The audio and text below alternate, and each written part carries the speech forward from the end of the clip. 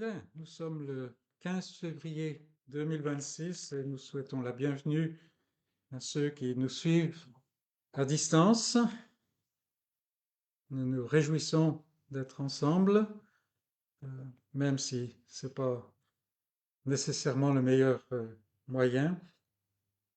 Ouvrez avec moi pour commencer le psaume. On va continuer nos lectures dans les psaumes, les cantiques des degrés. Euh, Psaume 126, on est arrivé.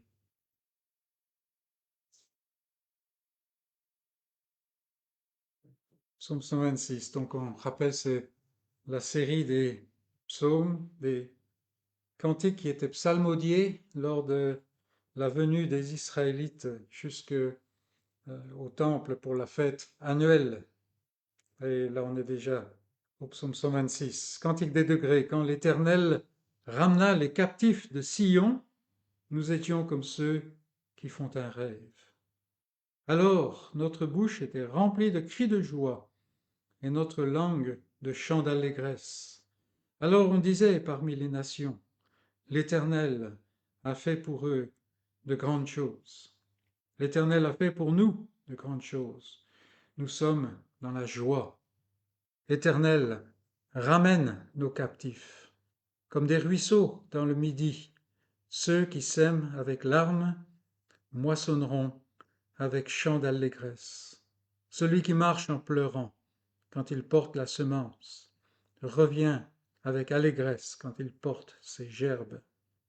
Et nous voulons nous réjouir. Nous savons que même pour les captifs qui sont retournés de l'exil, les choses n'étaient pas simples. On a passé du temps à étudier Agé, on a passé du temps à regarder Zacharie, par exemple, ces prophètes qui leur ont été envoyés, parce qu'il y avait des tas de problèmes. On connaît les noms de Sanballat, de Tobija, les adversaires. Mais ici, le psalmiste se concentre sur le fait sur ce que Dieu fait, les grandes choses que Dieu fait. Et pour nous aussi, si le monde regarde ce qui se passe dans nos vies à nous, croyants, peut-être que le monde ne voit pas grand-chose et peut dire, oh, mais ils sont en train de croire une illusion. Mais nous savons que même les plus petits bienfaits dans nos vies sont des bénédictions imméritées qui viennent de la grâce de Dieu.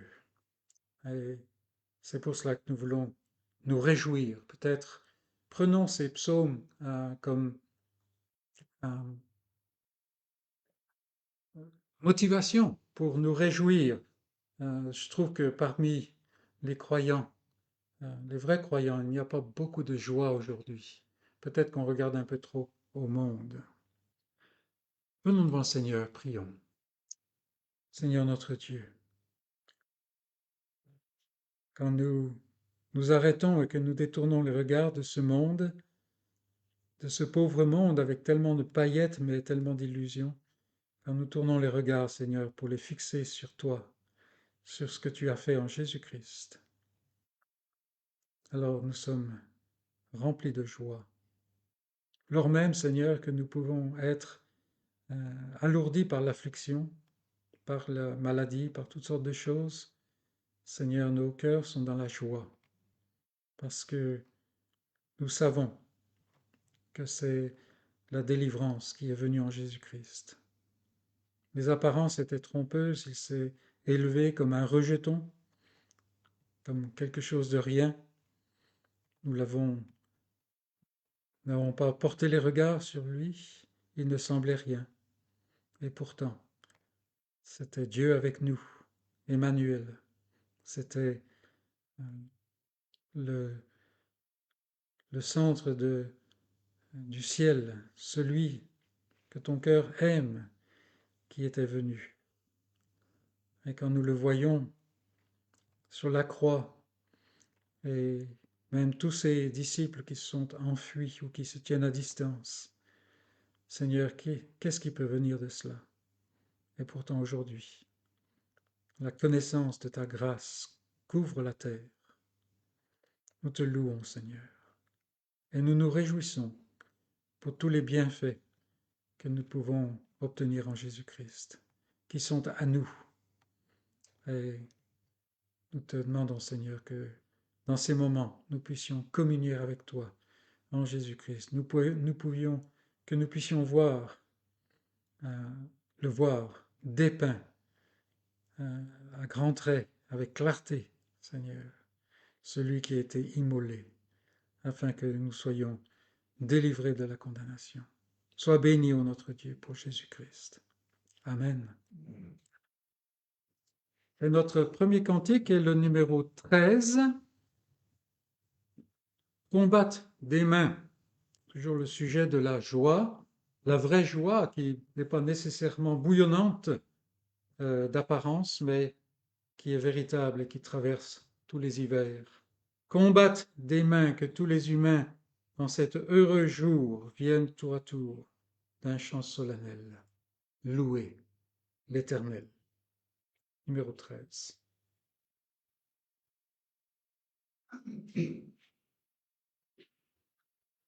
Combattent des mains que tous les humains en cet heureux jour viennent tour à tour d'un chant solennel louer l'Éternel. Il vous faut craindre le Très-Haut, le grand roi qui peut faire quand il veut trembler à sa voix les plus puissants rois. Par son grand pouvoir, il nous fera voir les peuples soumis et nos ennemis.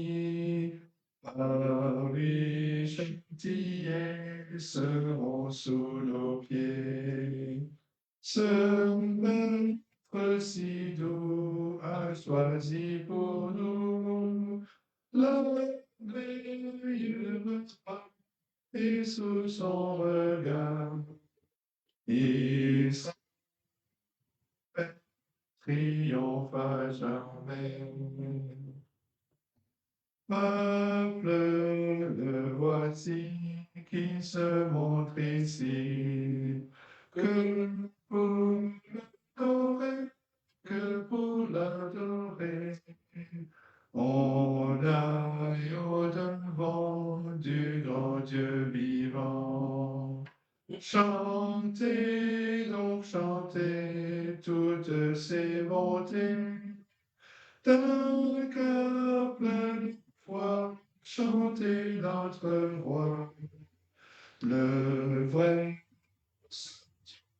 qui règne en tout lieu. Notre première lecture se trouve dans le Cantique des Cantiques au chapitre 5. Cantique des Cantiques, chapitre 5. Et nous commencerons la lecture à partir du verset 9. Cantique des Cantiques, c'est donc un poème qui a été écrit à l'époque de Salomon, un poème qui, bien entendu, prend la forme d'un poème d'amour, mais à travers cela, il y a le filigrane de l'amour de Christ pour son Église et de l'Église pour son Christ. Donc, Cantique des Cantiques, chapitre 5, verset 9, nous lisons « Qu'a-t-on bien aimé de plus qu'un autre, ô la plus belle des femmes ?» Ce sont les filles de Jérusalem qui posent la question. « Qu'a-t-on bien aimé de plus qu'un autre pour que tu nous conjures ainsi ?» Et voici la réponse. « Mon bien-aimé est blanc et vermeil. Il se distingue entre 10 000. Sa tête est de l'or pur. Ses boucles sont flottantes, noires comme le corbeau. Ses yeux sont comme des colombes au bord des ruisseaux, se baignant dans le lait, reposant au sein de l'abondance. Ses joues sont comme un parterre d'aromates, une couche de plantes odorantes. Ses lèvres sont des lys, d'où découle la myrrhe. Ses mains sont des anneaux d'or, garnis de chrysolites. Son corps est de l'ivoire poli, couvert de saphir. Ses jambes sont des colonnes de marbre blanc, posées sur des bases d'or pur. Son aspect est comme le Liban, distingué comme les cèdres. Son palais n'est que douceur, et toute sa personne est pleine de charme. Tel est mon bien-aimé, tel est mon ami, fille de Jérusalem. Et voilà, c'est un poème avec des images qui sont peut-être un peu inhabituelles pour nous. Je pense que les poèmes d'amour modernes ou les descriptions modernes d'un bien-aimé seront différentes de ça, probablement tout aussi. Bon, peut-être mieux que je me taise là. Mais de ça, on sent combien la passion de la Sulamite, là, de celle qui représente l'Église, n'est-ce pas? Sa passion, son amour, son admiration pour ce bien-aimé euh, est tellement intense. Et c'est celui qui se distingue parmi 10 000. C'est une belle marque. Dans un passage précédent, dans le même livre, il est comparé au pommier parmi les arbres de la forêt. Alors il peut y avoir des arbres majestueux, mais ils n'ont pas de fruits qui sont bons comme le pommier en produit. Et voilà, c'est ainsi que pour le croyant, Christ se distingue de tous les autres. Et on peut sentir comme quoi nous sommes en train de nous refroidir quand Christ cesse d'être celui qui se distingue pour nous. Et quand nous voyons cela, il est temps de venir devant le Seigneur pour lui demander de renouveler notre vision de celui-là. Il est bien-aimé, mais il est bien-aimé tout autour, si je puis dire. C'est celui qui est bien-aimé par la Sulamite, par l'Église, n'est-ce pas? L'Église véritable. Il est bien-aimé par son Père. Il est bien-aimé aussi de tous ceux qui habitent le ciel, les lieux célestes. Les anges se courbent devant lui. Tous ceux qui sont entrés dans le ciel après avoir fait leur temps ici se tournent vers lui et ils lui chantent ce nouveau cantique, le cantique de l'agneau, n'est-ce pas? Il est bien-aimé. Et la question se pose à moi, est-ce qu'il est mon bien-aimé? Est-ce qu'il est mon bien-aimé? Est-ce que c'est celui que je vais présenter comme supérieur à tout quand les gens autour de moi posent des questions? Quand les filles de Jérusalem, qui sont les gens autour, n'est-ce pas, posent la question, qu'est-ce qu'il a de plus? Qu'est-ce qu'il a de plus? Alors en fait, il n'y a même pas de comparaison là, c'est simplement une description. Et rien que la description de Christ dépasse tout ce que nous pouvons euh, en dire par nous-mêmes. Donc réjouissons-nous de cela. Et pour faire cela, nous allons aller dans nos livres de cantiques au numéro 74. Numéro 74. Vers toi monte notre hommage, Fils de Dieu, puissant Sauveur. Et quand on parle de l'hommage, c'est une expression ancienne, n'est-ce pas? On n'utilise peut-être plus trop aujourd'hui. Mais l'hommage, c'était quelque chose qu'on rendait à quelqu'un qu'on reconnaissait comme un suzerain, quelqu'un qui était supérieur, et on rend l'hommage en étant courbé, ou en étant agenouillé, ou même prosterné dans la poussière. Vers toi monte notre hommage, Fils de Dieu, puissant Sauveur. 74.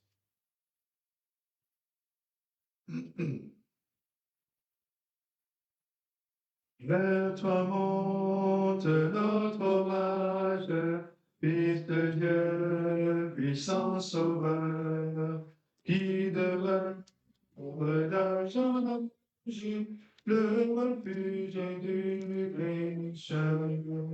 Loué soit ton nom, loué soit ta charme, ton nom Jésus, ta gloire et tes bienfaits.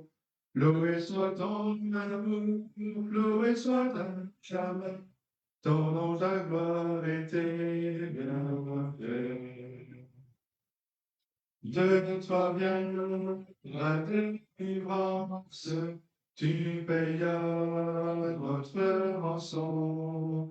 C'est en toi qu'est l'espérance, le paix et la guérison. Loué soit ton amour, loué soit à jamais. Ton nom Jésus, ta gloire et tes bienfaits. Loué soit ton amour, loué soit ta jamais. Ton nom, ta gloire et tes bienfaits. Par ta divine parole, chaque jour tu nous instruis, et par l'esprit qui console, sûrement tu nous conduis. Loué soit ton amour, loué soit ton nom Jésus, ta gloire et tes bienfaits. Loué soit ton amour, loué soit à jamais. Ton nom, ta gloire et tes bienfaits. Bientôt glorieuse attente, tu combleras tous nos vœux. Sur la nue étincelante, tu viendras à nous des cieux. Loué soit ton amour, loué soit à jamais. Ton nom Jésus, ta gloire et tes bienfaits. Loué soit ton amour, loué soit à jamais. Ton nom, ta gloire et tes bienfaits. Ouvrons le Nouveau Testament maintenant dans l'Évangile selon Jean, premier chapitre. Là encore un passage bien connu, mais veillons à ce que la familiarité ne nous dérobe pas la richesse de ce passage, ce qu'on a appelé le prologue de l'Évangile selon Jean. Nous lirons les 18 premiers versets. Jean, chapitre 1, verset 1. Au commencement était la parole, ou le verbe, le logos. Et la parole était avec Dieu. Et la parole était Dieu. Elle était au commencement avec Dieu. Toutes choses ont été faites par elle, et rien de ce qui a été fait n'a été fait sans elle. En elle était la vie, et la vie était la lumière des hommes. La lumière luit dans les ténèbres, et les ténèbres ne l'ont point reçue. Il y eut un homme envoyé de Dieu, son nom était Jean, Jean-Baptiste. Il vint pour servir de témoin, pour rendre témoignage à la lumière, afin que tous croient par lui. Il n'était pas la lumière, mais il parut pour rendre témoignage à la lumière. Cette lumière était la véritable lumière qui, en venant dans le monde, éclaire tout homme. Elle était dans le monde et le monde a été fait par elle, et le monde ne l'a point connue. Elle est venue chez les siens, et les siens ne l'ont point reçue. Mais à tous ceux qui l'ont reçue, à ceux qui croient en son nom, elle a donné le pouvoir de devenir enfants de Dieu, lesquels sont nés non du sang, ni de la volonté de la chair, ni de la volonté de l'homme, mais de Dieu. Et la parole a été faite chair, et elle a habité parmi nous, pleine de grâce et de vérité, et nous avons contemplé sa gloire, une gloire comme la gloire du Fils unique venu du Père. Jean lui a rendu ce témoignage et s'est écrié, « C'est celui dont j'ai dit, celui qui vient après moi m'a précédé, car il était avant moi. Et nous avons tous reçu de sa plénitude, et grâce sur grâce. » car la loi a été donnée par Moïse. La grâce et la vérité sont venues par Jésus-Christ. Personne n'a jamais vu Dieu. Dieu, le Fils unique, qui est dans le sein du Père, est celui qui l'a fait connaître. Ça, c'est la parole de Dieu. Nous avons cette merveille que celui qui habite l'éternité, celui qui est en fait le centre euh, de tout, celui qui est prééminent même pour le Père, comme nous verrons dans les semaines qui viennent, celui-là est venu. Et quand nous pensons à ce passage de Philippiens, nous pensons au fait qu'il s'est dépouillé de sa gloire, s'est dépouillé de ce qui était son droit, son dû, si on peut dire. Chose très difficile pour nous à saisir, alors que nous avons tellement tendance à nous agripper à nos acquis, n'est-ce pas? Mais celui-là, il est venu. Et quand nous voyons ce que Dieu a fait, il s'est incarné, le Tout-Puissant qui remplit l'univers, qui est même au-delà de l'univers, n'est-ce pas? Il s'est contracté jusqu'à devenir un point, un être humain, petit bébé. C'est des choses qui nous dépassent de loin. Mais en fait, c'est la merveille de la grâce de Dieu, parce que personne n'a jamais vu Dieu, dit Jean. On ne peut pas le voir, ce n'est pas possible. On peut voir les effets de ce qu'il fait, mais c'est tout. Mais le Fils unique, lui, il l'a révélé, il l'a révélé, il l'a manifesté. Et c'est là que nous voyons vraiment la grâce de Dieu. Prenons un moment pour simplement réfléchir à ces choses-là pendant la semaine. Méditons pour laisser toute la puissance de la vérité nous saisir et nous envelopper de louanges. Venons devant notre Dieu dans la prière. Prions. Seigneur Dieu éternel, Dieu Tout-Puissant, toi le Créateur de toutes choses, c'est vrai quand nous lisons, tu as fait pour nous de grandes choses. Pour celui qui est enveloppé dans la rébellion de son péché, ces choses sont profanes, communes.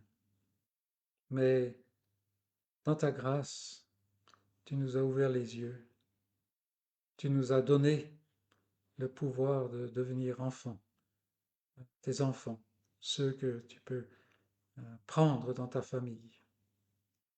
Seigneur, cela ne vient pas de nous, c'est toute ton œuvre, depuis le début de l'éternité, si on peut parler ainsi, jusqu'au temps où ton esprit a commencé à agir dans nos cœurs. Et depuis lors même, chaque matin, tes miséricordes se renouvellent. Tes bontés sont toujours nouvelles. Ô notre Dieu, tu es vraiment le Dieu que nous voulons adorer. Et en quelque sorte, ce corps de mort, cette chair qui nous retient ici-bas, qui nous tient aussi dans ses limites, nous frustre, Seigneur, parce que nous voudrions t'adorer, te louer, bien davantage encore. Mais nous sommes de la terre. Même si déjà, Seigneur, tu as implanté le ciel en nous donnant cette semence de vie éternelle, Seigneur, nous sommes à l'étroit. Et même le fait que nous nous complaisons trop dans ce monde montre que nous sommes encore loin d'être ce que nous allons être. Mais nous te louons de ce que nous ne sommes plus ce que nous étions. Que par Jésus-Christ, tu nous as libérés. Il a payé. Et maintenant, non seulement il n'y a plus de condamnation, mais nous avons la paix en Jésus-Christ. Combien nous nous réjouissons de lui, de cet évangile, de cette bonne nouvelle qu'il y a un sauveur et que ce sauveur n'est pas n'importe qui. C'est certainement pas un ange, parce que là, nous savons que Satan, lui, est encore supérieur. Mais non, c'est celui qui a tout créé et nous nous réjouissons. Nous nous réjouissons, Seigneur, avec cette joie qui est profonde, mais une joie qui est profonde et qui est remplie de dynamique pour orienter nos vies dans la direction de ta volonté. que ta volonté se fasse et non la nôtre. Seigneur, nous t'adorons, tout simplement. Et nous te prions pour l'Église, nous te prions pour nous, nous te prions pour tout ton peuple, aujourd'hui, ici-bas. Seigneur, nous vivons en un jour où il est tellement facile de voir l'imperfection, de voir même le rejet et la rébellion contre les choses qui t'appartiennent. Seigneur, que nous pouvons en être abattus. Mais toi, tu contrôles toutes ces choses, tu t'en sers même. Et il se passe des fois que tu utilises même à la fois la prospérité ou l'erreur pour fatiguer les gens de ce monde et les amener à tourner les regards vers toi. Tu es vraiment un Dieu qui est puissant. Et nous te prions pour ton Église, qu'aujourd'hui, Seigneur, tu fasses se lever toute une armée, une puissante armée de ceux qui ne vont pas regarder à l'homme, mais qui vont se lever pour déclarer ce que tu dis. Et que ainsi, Seigneur, ton esprit puisse se répandre, que ceux qui n'ont pas encore été touchés, Seigneur, puissent être touchés, que ceux qui sont dans cette région où tu nous as placés, qui ne te connaissent pas alors que toi, depuis l'éternité, tu les connais, tu les as choisis, que ceux-là puissent entendre, Seigneur. Donne-nous pour cela, Seigneur, d'être focalisés sur l'importance de ce message. Donne-nous la force, Seigneur, de ne pas nous faire distraire par toutes sortes de choses autour, que ce soit les ruses de l'ennemi ou même simplement les difficultés de l'homme, que ces choses soient écartées afin que nous suivions ce seul but d'annoncer la vérité qui est en Jésus-Christ. Et nous te prions, Seigneur, pour ton Église de par le monde, sur tous les endroits où elle est persécutée. Nous pensons à tous ces endroits, Seigneur, où les vrais croyants doivent se cacher, où le fait de prononcer ton nom et de montrer leur allégeance à ton nom, Seigneur, les met en danger de mort. Ô Seigneur, nous te prions que de cela, tu fasses naître un peuple nombreux. Que nous te prions, Seigneur, que ces pays où il semble que les religions impies soient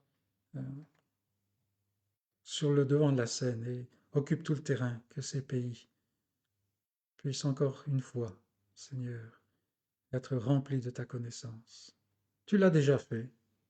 Seigneur, nous pensons à cet empire romain qui a pourchassé les tiens pendant tant d'années et qui finalement a été vaincu.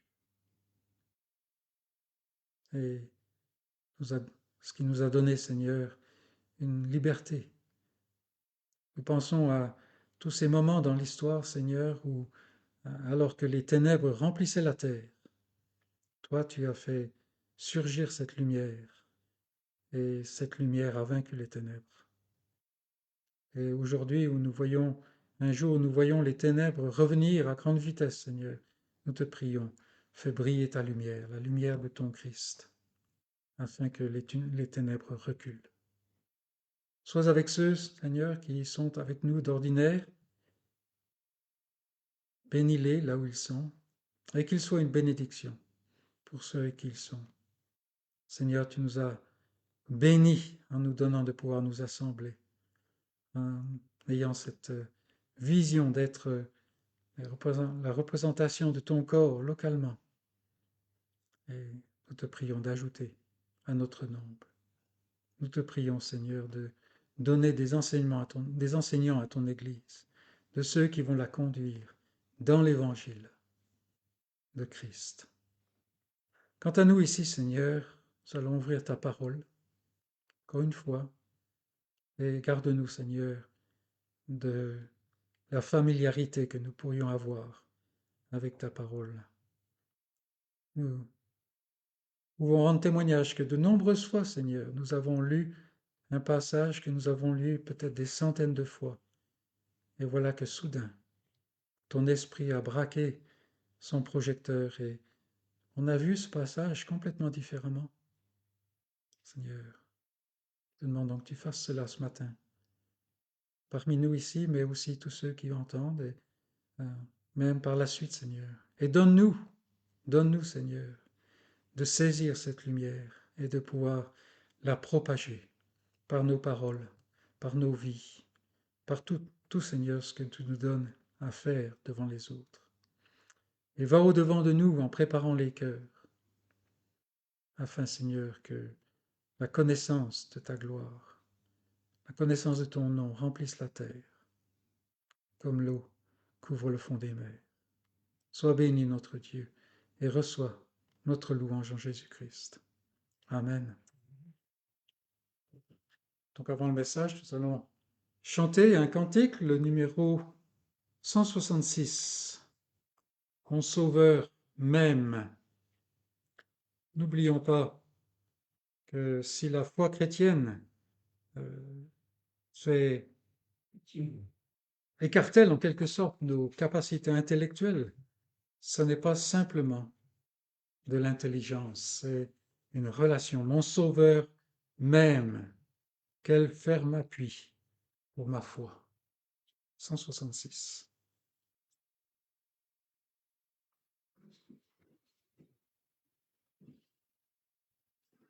Mon Sauveur m'aime, quel ferme appui pour ma foi.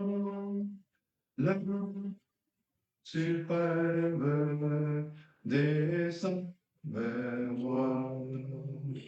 Dieu m'aime, vivant de douleur, voyant son cœur. Jésus, Jésus, qui peut sonder ton amour. Jésus, Jésus, je t'aime en retour. Mon Sauveur m'aime, malgré mon indignité, toujours le même, l'amour, pitié. Il voit ma souffrance, il enlève mon souci, son amour immense est mon surabri. Jésus, Jésus, qui peut sonder ton amour. Jésus, Jésus, je t'aime en retour.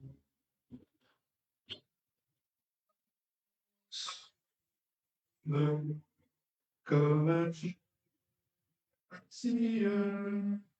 du divin, il n'est pas aux cieux. Sa vie est éternelle, il la partage avec moi. Sa gloire immortelle, il offre à ma foi. Jésus, Jésus, qui peut sonder ton amour. Jésus, Jésus, je t'aime en retour.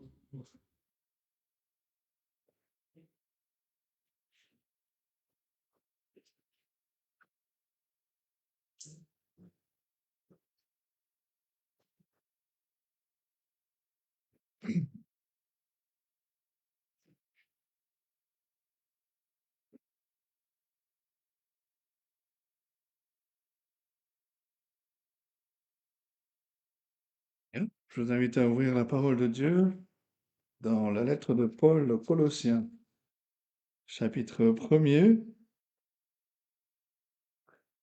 On va lire à partir du verset 12, mais on va surtout se focaliser sur le verset 15. Colossiens, chapitre 1.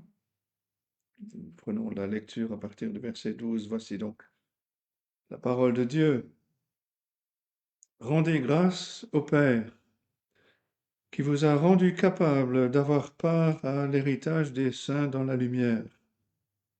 Il nous a délivrés de la puissance des ténèbres et nous a transportés dans le royaume de son Fils bien-aimé, en qui nous avons la rédemption, le pardon des péchés. Le Fils est l'image du Dieu invisible, le premier-né de toute la création. Et c'est la parole de Dieu. Ce matin, on a déjà chanté plusieurs cantiques. On a chanté Vers toi monte notre hommage, Fils de Dieu puissant, Sauveur. Et quand on pense au Seigneur Jésus-Christ comme notre Sauveur, comme notre Rédempteur, on chante ce genre de cantique. On pourrait penser à bien d'autres. Mon Sauveur même, on vient de le chanter. Quel ferme appui pour ma foi. On a aussi le cantique Rédempteur adorable sur la croix attachée, ou quel Sauveur merveilleux je possède. Il se livre à la mort pour moi. Chanter le Seigneur Jésus-Christ comme notre Sauveur, comme notre Rédempteur, n'est pas une pratique récente, puisque l'apôtre Paul fait exactement cela dans ce premier chapitre de cette lettre aux Colossiens. Il a conclu sa prière pour l'Église en notant au verset 14 qu'en Christ nous avons la rédemption, le pardon des péchés. Et il continue maintenant avec ce que beaucoup de commentateurs considèrent comme étant un cantique adressé au Seigneur Jésus-Christ, à la louange du Seigneur en tant que Seigneur. Certains pensent que c'est un cantique que l'apôtre Paul a incorporé, un cantique qui était connu. D'autres pensent que c'est l'apôtre Paul qui en est l'auteur lui-même.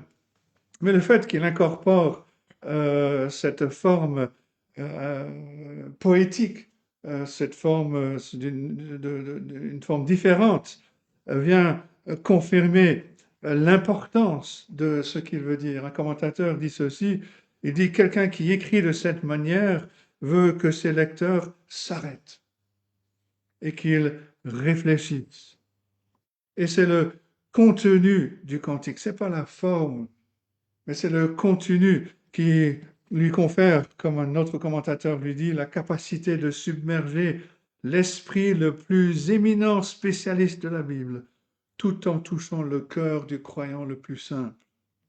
Car Paul lève momentanément le voile qui nous permette d'entrevoir, pour nous permettre d'entrevoir la gloire de Jésus-Christ. Et les strophes qu'on va voir dans les semaines à venir décrivent en détail la relation du Seigneur Jésus-Christ avec Dieu le Père, avec la création et avec l'Église, pour défendre, pour appuyer, pour souligner la divinité du Seigneur Jésus-Christ. L'apôtre l'identifie comme le Créateur, verset 17, qui est avant toute chose, en qui Dieu a voulu faire habiter toute plénitude, verset 19.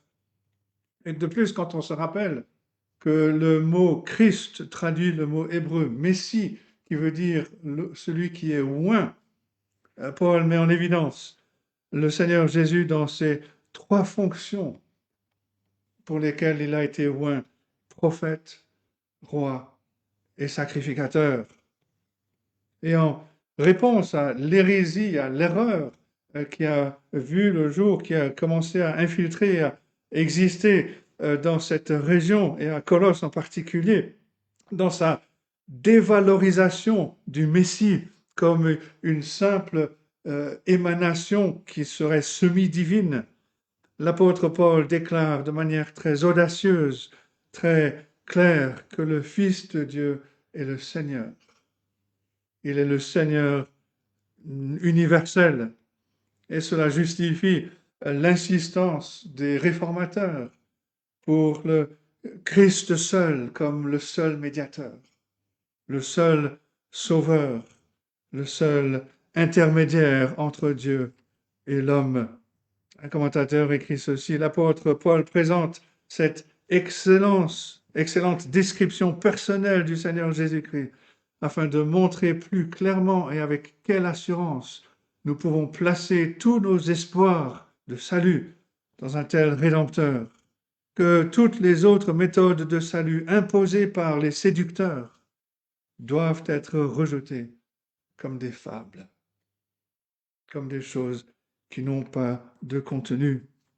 Un autre commentateur affirme que ces affirmations sont d'autant plus remarquables quand on se souvient qu'elles ont été écrites à propos d'un homme qui, 30 ans plus tôt seulement, était mort sur une croix.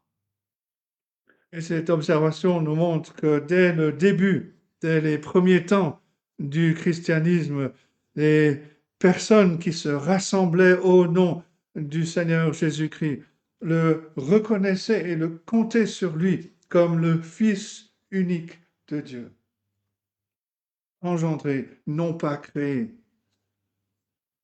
L'apôtre Paul commence donc ce cantique par cette réflexion, cette affirmation sur le Seigneur Jésus-Christ comme l'accomplissement ultime de la fonction prophétique. Il est le Fils est l'image du Dieu invisible. Et c'est le premier point, le Dieu invisible. Il y a plusieurs raisons pour lesquelles Dieu, dans sa nature, est incompréhensible à l'œil humain, comme on peut l'apprendre par d'autres passages de l'Écriture. Et la première raison, le Seigneur Jésus-Christ lui-même le dit, c'est que Dieu est esprit. Jean 4, verset 24. Dieu n'habite pas un corps physique.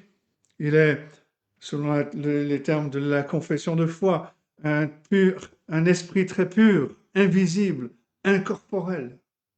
On ne peut pas le voir. Deuxièmement, Dieu est un être infini et éternel, sans commencement ni fin. Il n'y a pas d'arrière-plan qui permettrait pour nous de le distinguer, de le voir. Il n'a pas de début, pas de fin. Il est éternel, il est infini. Et troisièmement, il est infiniment saint. L'être de Dieu est distinct entièrement de sa création. Il ne fait pas partie de la création. Il est au-dessus de la création. Il est entièrement séparé de ce qu'il a créé. Il est au-dessus de ce qu'il a créé de ses mains. Et quatrièmement, en raison de sa pureté morale, mais aussi de notre corruption du péché, il nous est impossible de voir Dieu tel qu'il est. On se rappelle ce que Dieu dit à Moïse en Exode chapitre 33. « Tu ne pourras voir ma face, car l'homme ne peut me voir et vivre à cause de notre corruption. » Et donc Paul peut écrire dans sa première lettre à Timothée, chapitre 6, verset 16, il décrit Dieu comme seul possède l'immortalité, qui habite une lumière inaccessible que nul homme n'a vue et ne peut voir. Dieu est invisible à nos yeux. Et en plus d'être invisible à nos yeux humains, il est aussi totalement incompréhensible par notre esprit limité. Bien que le témoignage des attributs que l'on peut voir dans la nature, dans la création, bien que le témoignage de sa volonté dans sa parole qu'il nous a donnée sont des véritables révélations. Dieu a parlé de plusieurs manières. Ces témoignages ne permettent pas de comprendre la plénitude de son être divin. La foi répond avec obéissance à ce que Dieu a révélé. Mais aucune créature ne peut comprendre pleinement le Créateur infini. Paul écrit en 1 Corinthiens chapitre 13, verset 12, qu'aujourd'hui nous voyons au moyen des miroirs, de manière obscure. Et ce n'est que dans notre état futur glorieux que nous le verrons face à face.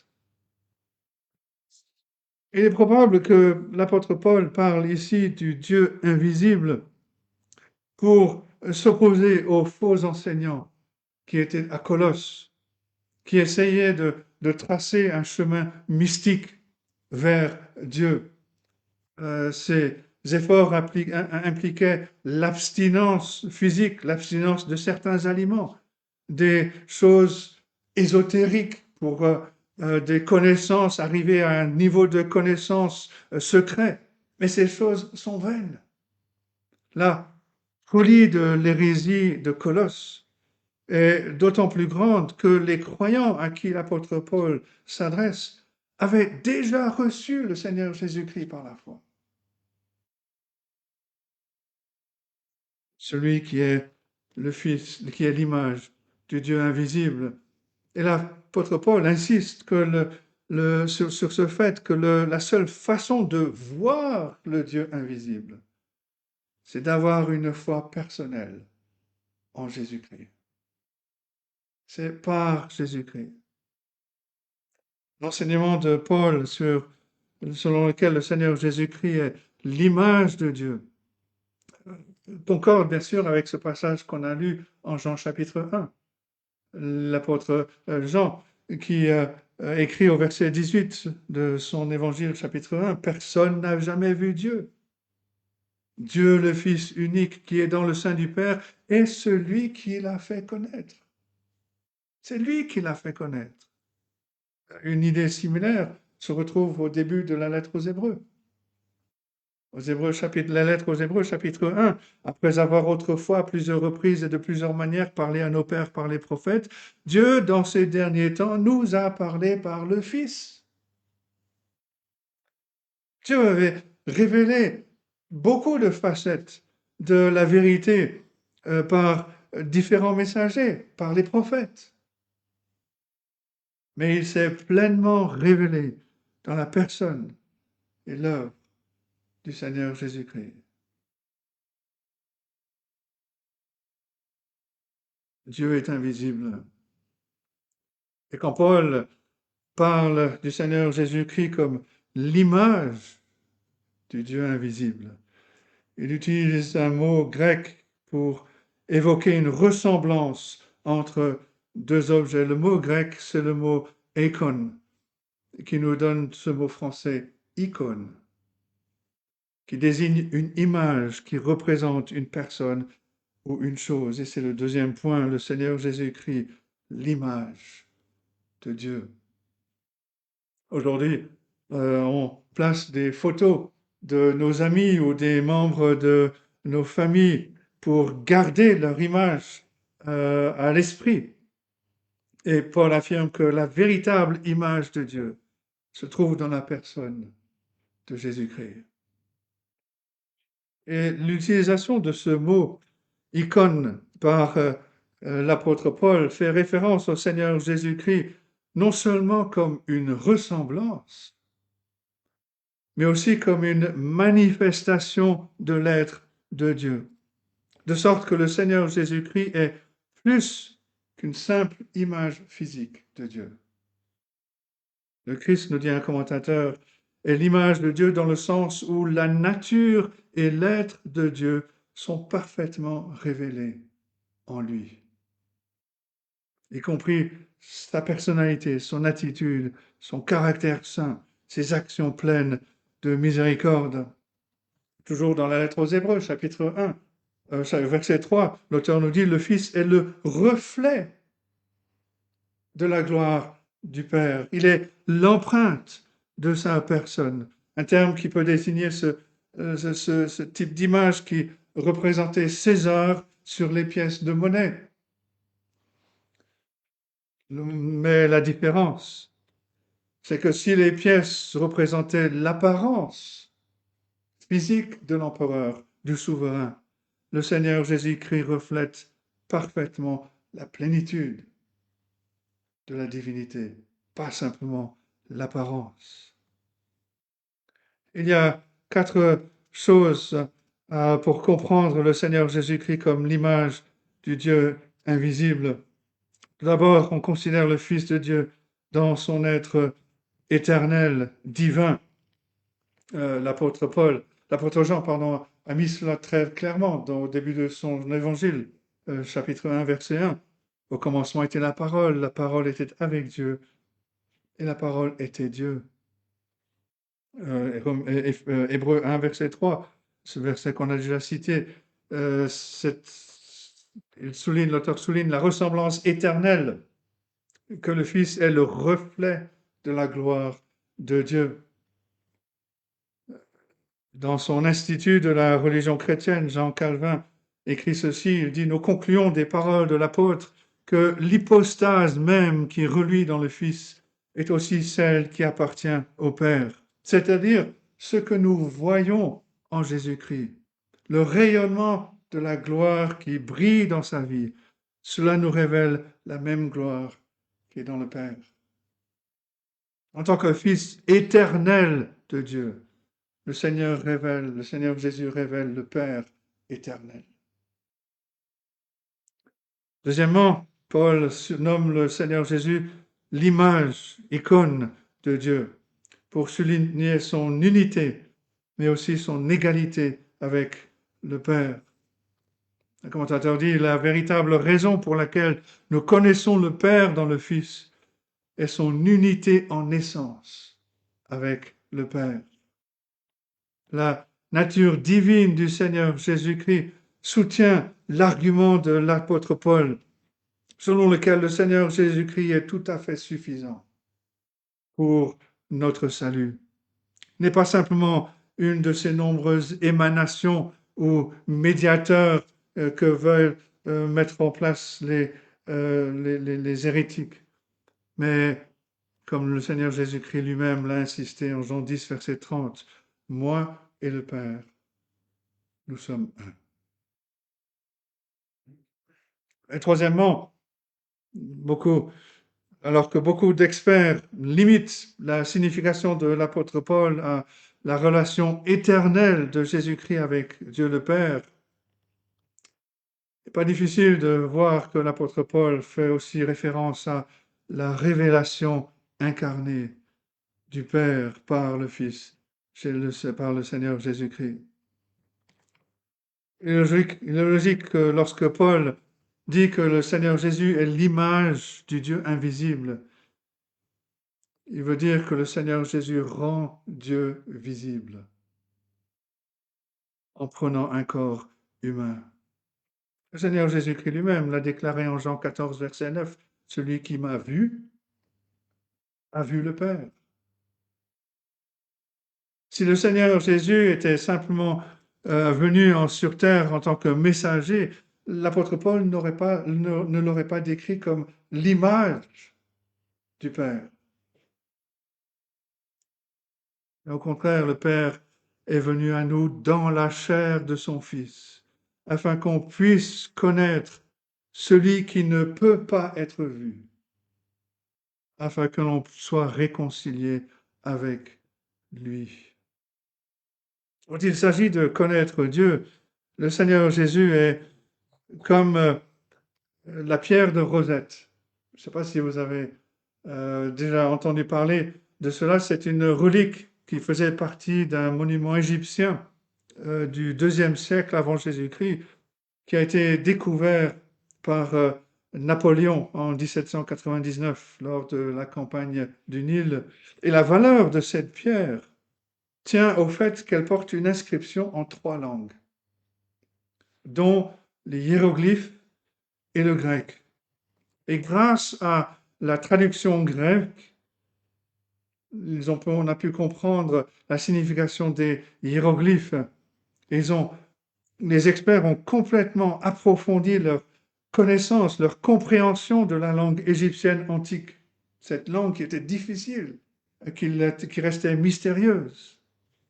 Et de la même manière, Dieu le Père restait mystérieux pour nous et serait resté mystérieux pour nous si le Seigneur Jésus-Christ n'était pas venu nous révéler sa nature. On a appris le caractère fondamental de Dieu, ses exigences dans l'Ancien Testament. Mais on ne peut pas avoir une connaissance personnelle de lui avant la venue du Seigneur Jésus-Christ. Le Fils est venu révéler le Père, tout comme les linguistes ont examiné le grec sur cette pierre de rosette et ont pu lire, ont pu comprendre les hiéroglyphes, le Seigneur Jésus explique, il interprète la nature de Dieu le Père. L'apôtre Paul donc ne dit pas que simplement que Jésus est comme Dieu, mais il dit que Dieu est comme son Fils. Le Dieu invisible est précisément tel qu'il apparaît dans la personne et l'œuvre de son Fils. Et par conséquent, toute idée de Dieu qui ne correspond pas au portrait du Seigneur Jésus-Christ qui est donné dans la Bible, toute idée qui ne correspond pas à cela est fausse. Mais aussi, cela veut dire que toutes nos questions sur Dieu trouvent leur réponse en regardant au Seigneur Jésus-Christ. Quelqu'un peut-être se pose la question, se demande, est-ce que Dieu est compatissant? Regardons ce que le Seigneur Jésus-Christ a fait. Il a par exemple touché un lépreux qui lui avait demandé miséricorde. Il l'a guéri par sa puissance. Quelqu'un se demande si Dieu est capable de gérer nos problèmes. Regardons le Seigneur Jésus debout dans la barque, capable de calmer la tempête par sa seule parole. Quelqu'un peut-être peut douter que Dieu puisse à jamais le pardonner, l'accueillir dans sa présence quand il se repent. Regardons ce que Jésus-Christ lui-même dit à la croix, quand il implore le pardon pour ceux qui l'ont crucifié. Père, pardonne-leur, car ils ne savent ce qu'ils font. Croyons qu'il y a aussi un pardon pour nos péchés. L'attitude de Dieu envers les enfants est visible quand le Seigneur Jésus-Christ les accueille. La douleur de Dieu face à la mort, elle est révélée dans les pleurs du Seigneur Jésus-Christ devant la tombe de son ami Lazare. Le désir de Dieu pour notre salut est manifesté dans l'appel du Seigneur Jésus-Christ. Venez à moi, vous tous qui êtes fatigués, je vous donnerai le repos. Le Seigneur Jésus-Christ est réellement, comme dit l'apôtre Paul, l'image du Dieu invisible. Celui qui m'a vu, a dit le Seigneur, a vu le Père. Il y a une quatrième chose à dire pour comprendre ce que Paul veut dire quand il parle de Seigneur Jésus-Christ comme l'image du Dieu invisible. Et cela consiste à noter cette référence incontestable aux paroles de Dieu lors de la création d'Adam et Ève. Genèse 1, verset 26, Dieu dit, faisons l'homme à notre image, selon notre ressemblance. Si Colossiens 1, verset 15 montre que le Seigneur Jésus-Christ est l'image originelle, alors Adam est l'image et l'expression subséquente qui suit. Adam était à l'origine conçu pour être comme le véritable un fils de Dieu, ce qui explique pourquoi il s'est vu accorder la domination sur la terre. Dieu le Fils préexistait en tant qu'image éternelle de Dieu. Adam était l'image et à la ressemblance de Dieu. Le lien entre le Seigneur Jésus-Christ et Adam est établi en Romains chapitre 5, verset 14, où l'apôtre Paul identifie le Seigneur Jésus-Christ comme le deuxième Adam. Et ce lien prend tout son sens quand on se souvient que l'apôtre Paul répète souvent que le peuple de Dieu doit être rendu conforme à son image. Romains 8, verset 29, Paul écrit que ceux que Dieu a connus d'avance, il les a aussi prédestinés à être semblables à l'image de son Fils. Romains 8, verset 29. Et dans sa lettre aux Éphésiens, l'apôtre Paul exhorte les croyants à se dépouiller du vieil homme, à revêtir l'homme nouveau, créé selon Dieu, dans une justice et une sainteté que produit la vérité. Éphésiens 4, 22. Et plus loin, dans sa première lettre aux Corinthiens, chapitre 15, verset 48, il dit que nous avons porté l'image du terrestre. Mais notre destin, dans notre état final glorifié, c'est de porter aussi l'image du céleste.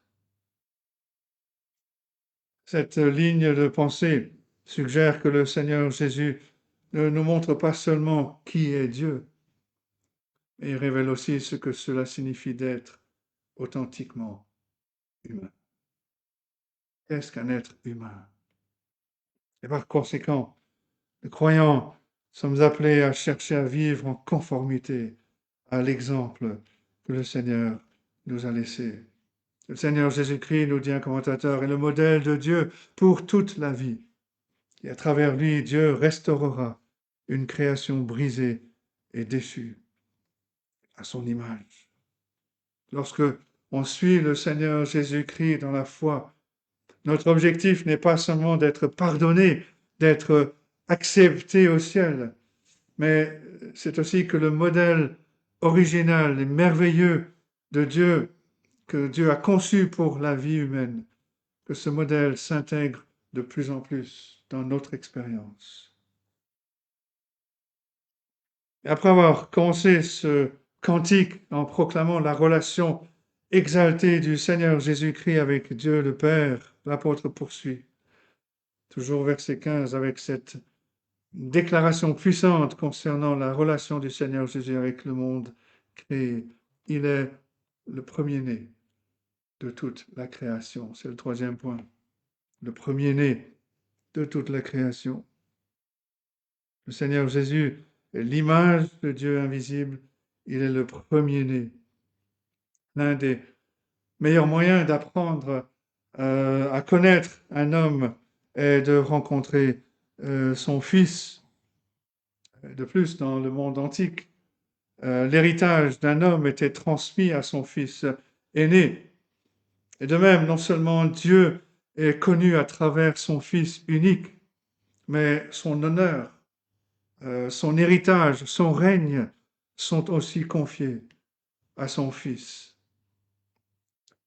Depuis au moins le IVe siècle, lorsque l'hérétique Arius a utilisé ce verset 15 de Colossiens 1 pour nier la pleine divinité du Seigneur Jésus-Christ, ce verset a été déformé pour proclamer que le Seigneur Jésus n'était que le premier parmi les créatures de Dieu.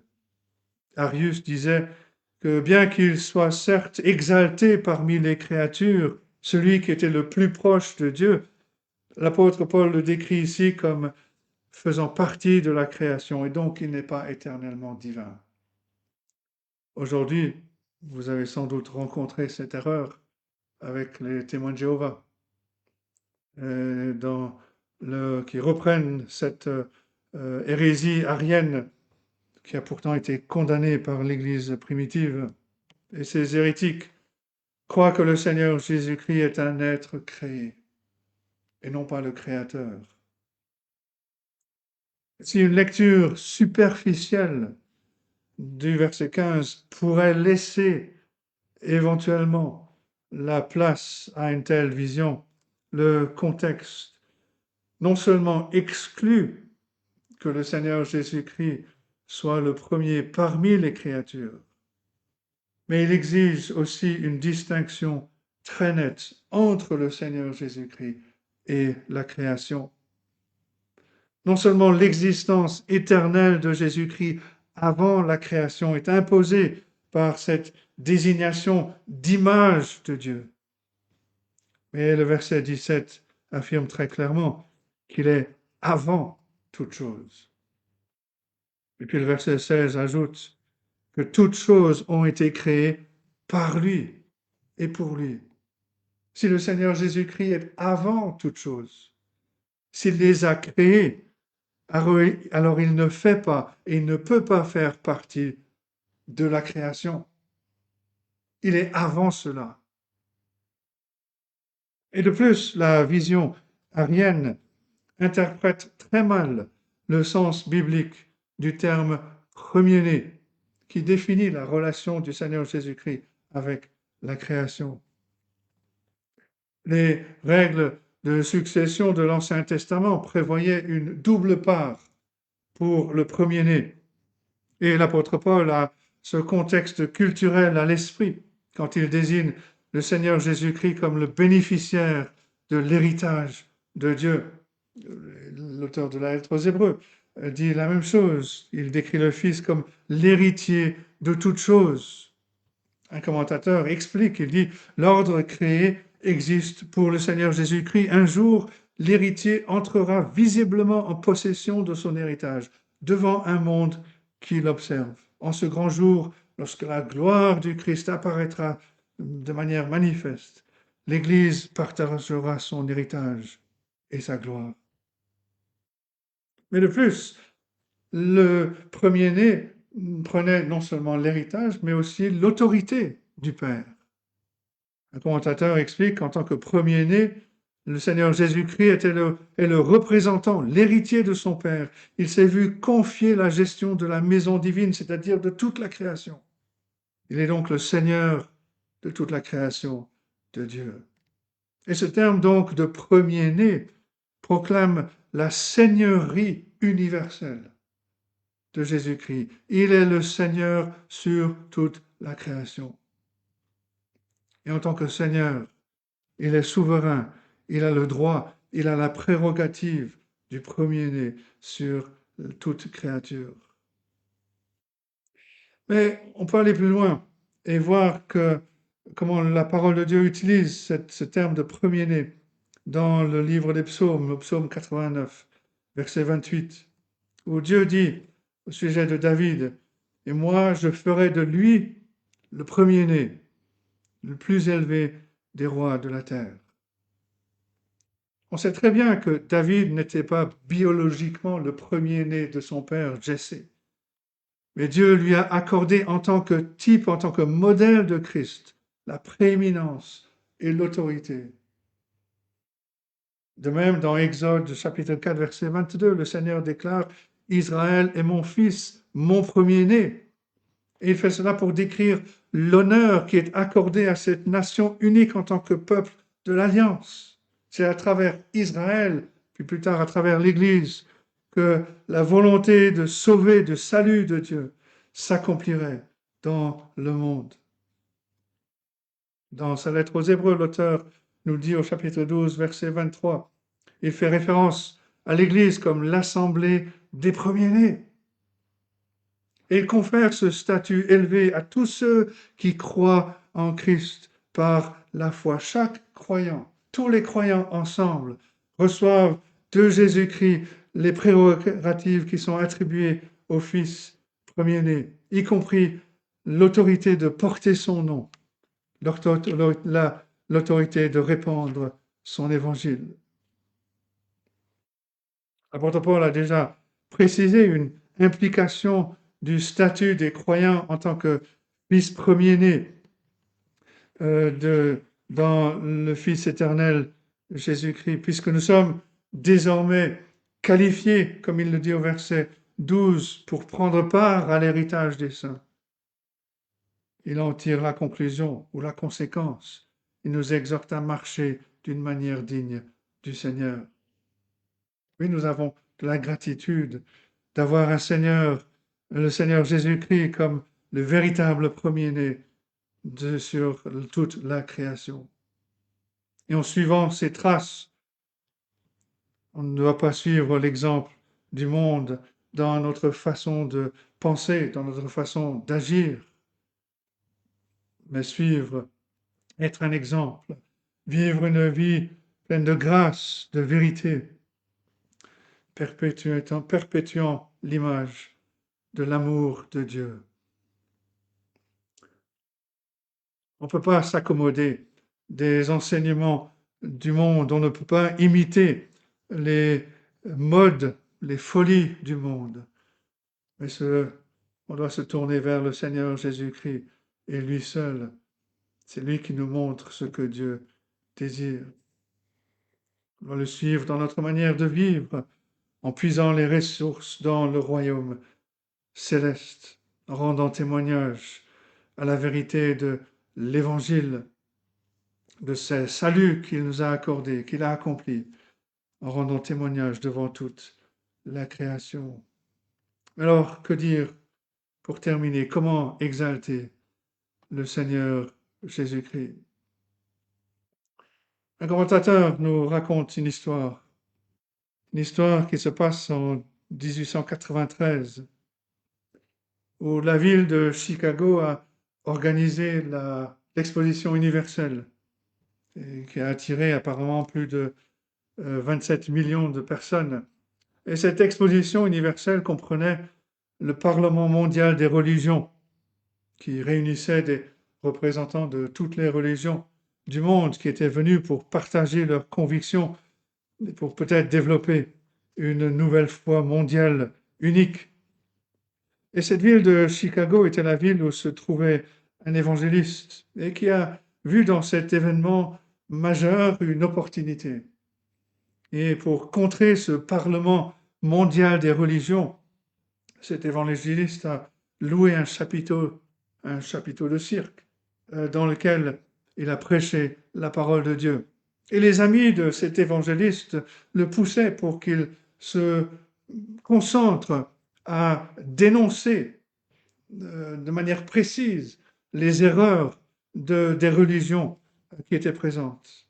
Et au lieu de cela, cet évangéliste et tous ceux qui l'accompagnaient se sont concentrés exclusivement sur la proclamation de la gloire et de la grâce du Seigneur Jésus-Christ. Il disait, je vais rendre le Seigneur Jésus-Christ si attrayant que les hommes se tourneront vers lui. Et cette campagne, nous dit ce commentateur, est considérée comme la plus grande œuvre dans la vie de cet évangéliste. Dans cette approche, cet évangéliste suivait clairement l'exemple de l'apôtre Paul dans sa lettre aux Colossiens. Oui, l'apôtre Paul va certainement aborder les faux enseignants qui existaient, qui étaient autour de cette église, cette jeune église à Colosse.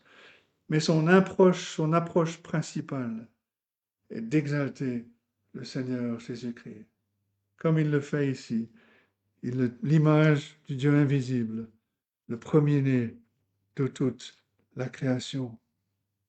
Le message de l'apôtre et le message des apôtres s'adresse aux non-croyants, qui les appellent à renoncer à toute autre source de sécurité et d'adoration pour se tourner vers le Fils unique de Dieu qui révèle le Père et qui le fait dans la grâce et la vérité.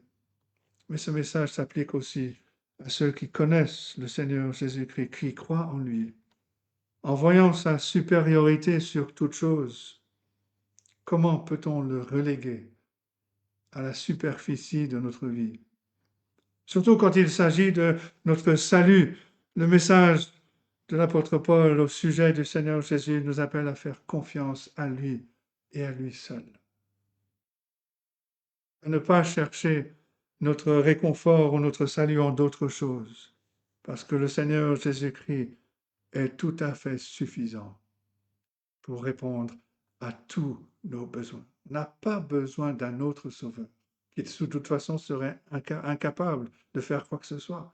On n'a surtout pas besoin de suivre un autre Seigneur. Il n'y en a qu'un seul. Le Seigneur Jésus-Christ est digne de notre tout, d'être pour nous notre tout, et par notre union avec lui, par la foi, on est certain d'entrer dans l'héritage de la gloire avec lui et d'être avec lui pour toujours. Le Seigneur Jésus-Christ est l'image du Dieu invisible, le premier-né de toute la création. Que Dieu nous aide à méditer ces choses et qu'il appuie cette parole dans nos cœurs pour sa gloire. Amen.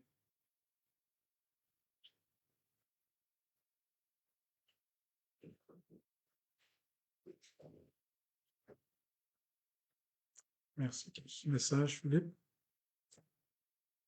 Centralité de Christ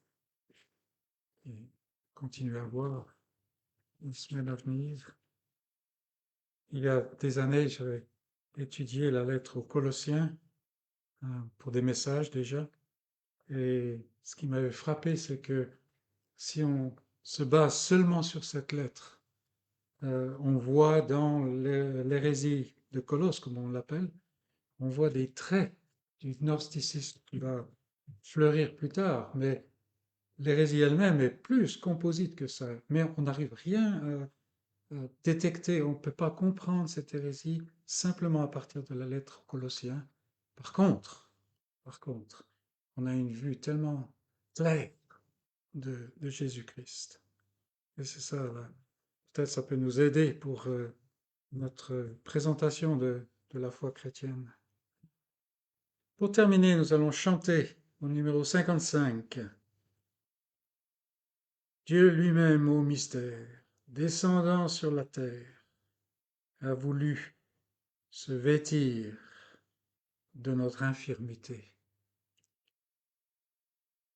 de notre faiblesse, de notre limitation. Infirmité peut peut-être donner un autre sens maintenant, mais chantons le 55.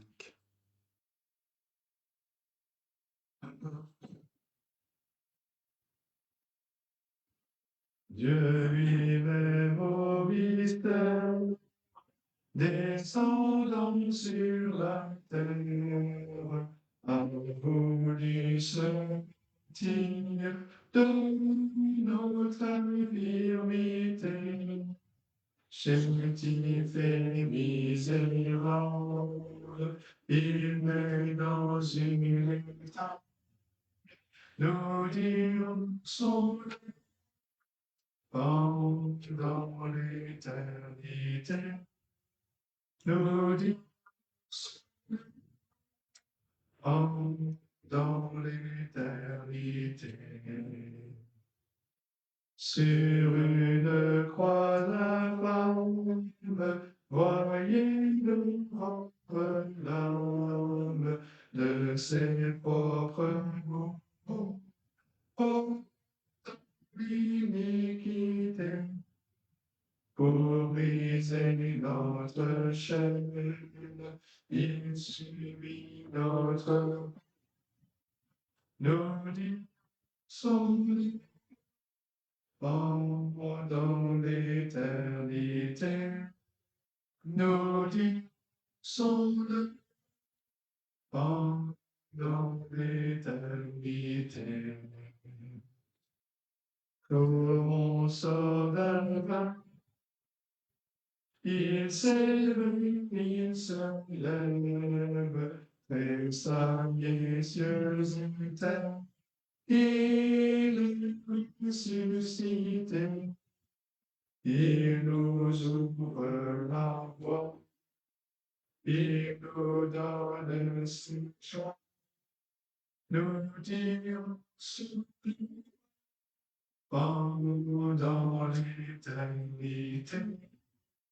Nous dirons son nom dans l'éternité.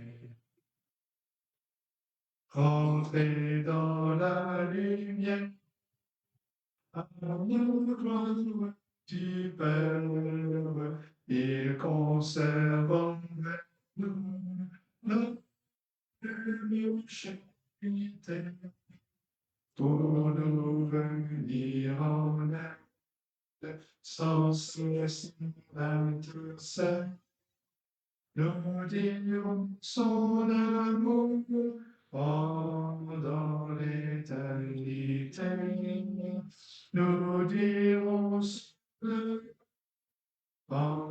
dans l'éternité. Il revient sur attendons sa venue.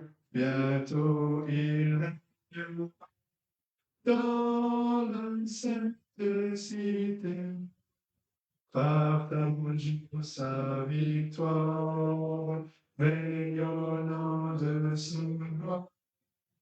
Nous dirons son amour Pendant l'éternité, nous dirons son amour. Pendant l'éternité. Le moment est venu pour nous de nous séparer de ceux qui nous suivent à distance. Profitez-en pour venir devant le Seigneur dans la prière et aussi que le Seigneur donne à chacun le temps, le désir de venir pendant la semaine ruminer ces choses, revenir sur ces choses que nous avons vues et peut-être passer du temps, revenir à l'art perdu de la méditation de la parole de Dieu. Que le Seigneur nous donne un bon dimanche à chacun, une bonne semaine, et qu'il se glorifie parmi son peuple.